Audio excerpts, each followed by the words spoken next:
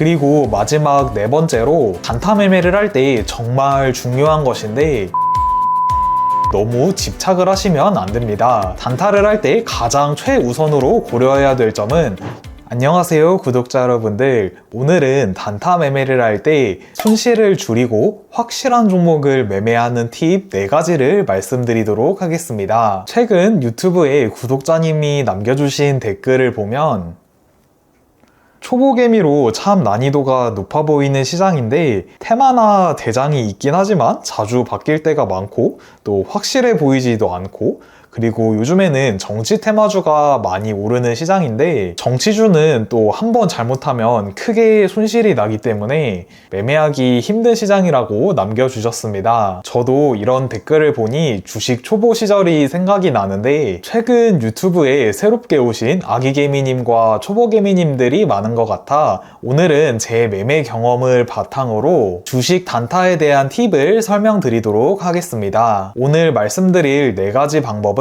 제가 주식 초보 시절부터 시행착오를 많이 겪고 오며 터득한 노하우니 구독자 여러분들에게 많은 도움이 될 것입니다. 그리고 지금 단타 매매를 활발히 하고 계신 분들은 제가 말씀드리는 4가지 중에 몇 가지를 잘 지키고 계신지 확인해 보시면 좋겠습니다. 첫 번째로 주식 단타 시장의 원리를 잘 깨달아야 되는데, 단타에서는 내가 좋아 보이는 종목을 사는 것이 아니라 시장에서 가장 인기 있는 종목과 많은 사람들이 사고 싶어 하는 종목에 집중해야 됩니다. 단타를 할 때는 뉴스를 보고 내가 좋다고 판단해서 사거나 상승하는 종목들을 차트만 보고 따라 사면 손실 볼 확률이 매우 높습니다. 아무래도 우리는 사람이기 때문에 자꾸만 내 주관대로 생각하려고 합니다. 그래서 단타 매매를 할 때는 반드시 거래대금 상위를 체크하셔서 많은 시장 참여자들이 선택한 주도 테마에서 대장주를 공략하셔야 됩니다. 단타 매매를 할 때 뉴스만 보고 거래대금 없이 상승한 종목을 매수하거나 반응이 오기 전에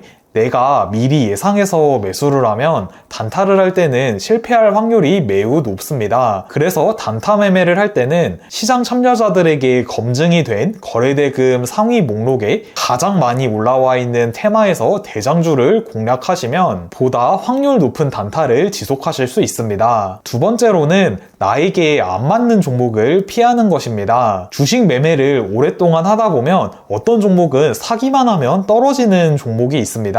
제가 최근에 매매한 종목을 생각해보면 저는 한국항공우주를 매수할 때마다 윗꼬리를 달아서 이거는 사면은 맨날 손해를 봤습니다. 아마 구독자님들도 매매를 어느 정도 해보셨다면 본인과 안 맞는 종목들이 분명히 있을 것입니다. 이런 종목들은 내 매매 스타일과 맞지 않게 움직이기 때문에 단타를 할 때 자주 손해를 본 종목들은 체크를 해놓고 다음에 매매할 때 피할 필요가 있습니다.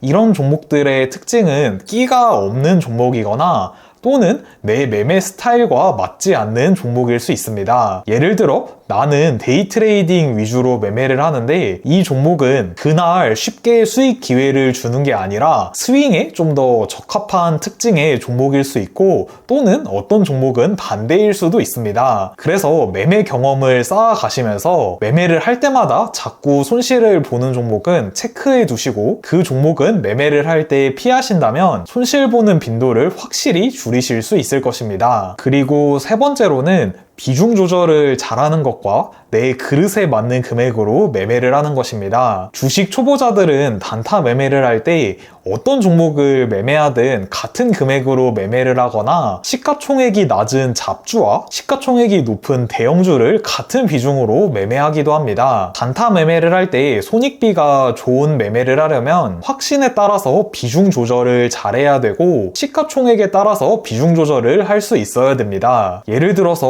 어떤 종목은 정말 강한 테마의 대장주이고 끼도 좋고 프로그램 기관 수급 또 재료까지 굉장히 좋은 종목이 있습니다. 그런데 이런 종목을 매매할 때랑 내가 확신이 약간 부족한 종목을 매매할 때 비중을 다르게 매매를 하셔야지 손익비가 맞는 매매를 하실 수가 있습니다. 이걸 쉽게 말씀드리면 확신이 있는 종목은 비중을 높게 들어가셔야 되고, 확신이 부족한 종목은 아예 매수를 하지 않거나 매수한다고 해도 조금의 비중으로 매수하셔야 됩니다. 그런데 많은 초보자는 일단 매수를 시작하고 보통 떨어지면 더 매수를 하고 올라가는 종목은 금방 팔아버리는 사람들이 많습니다. 그런 매매를 지속하면 안 좋은 떨어지는 종목은 높은 비중으로 사서 크게 손실을 보고 올라갈 좋은 종목은 조금만 매수해서 약간의 수익으로 끝나기 때문에 당연히 손익비가 안 좋을 수밖에 없습니다. 따라서 이런 매매를 지속하다 보면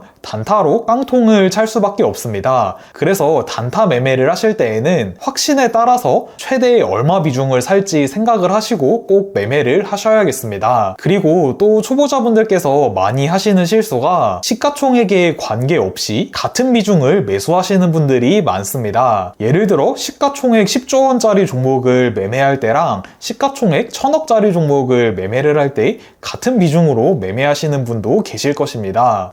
그런데 시가총액이 높은 종목은 호가창에 매수, 매도 물량이 많이 쌓여 있어서 큰 금액으로 매매를 해도 괜찮지만 똑같은 금액으로 시가총액이 낮은 종목을 매매를 한다면 살 때는 많이 비싸게 사야 되고 팔 때는 싸게 팔아야 돼서 단타 매매를 하기에 불리해집니다. 그리고 시가총액이 높은 종목은 상대적으로 변동성이 적은 편인데 시가총액이 낮은 종목은 변동성이 더 크기 때문에 수익금과 손실금 변동폭이 많이 달라지기 때문에 합리적인 판단을 하기가 어렵습니다. 그래서 단타 매매를 할 때는 반드시 확신에 따라서 비중 조절을 하시고 시가총액에 따라서 비중 조절도 하실 수 있어야 됩니다. 그리고 마지막 네 번째로 단타 매매를 할 때 정말 중요한 것인데 기술적인 지표에 너무 집착을 하시면 안 됩니다. 단타를 할 때 가장 최우선으로 고려해야 될 점은 시장에서 가장 인기 있는 주도 테마 대장주를 선정을 하시고 그 종목 내에서 매매를 해야 된다는 것입니다. 이동평균선, 볼린저 밴드,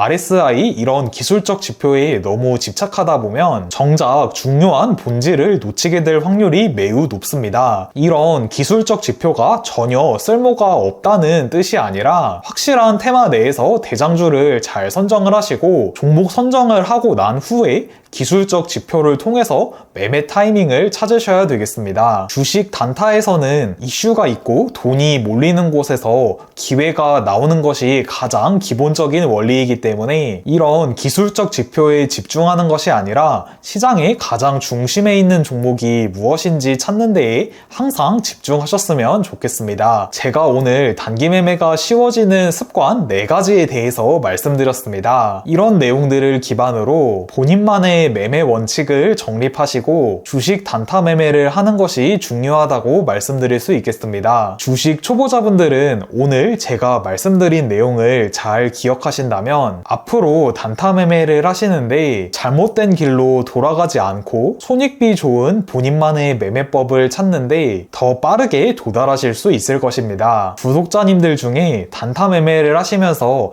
깨달은 본인만의 중요한 원칙이 있으시다면 댓글로 남겨주시면 영상을 시청하신 초보개미 분들과 저에게도 많은 도움이 될 것 같습니다. 오늘 영상도 시청해주셔서 감사합니다.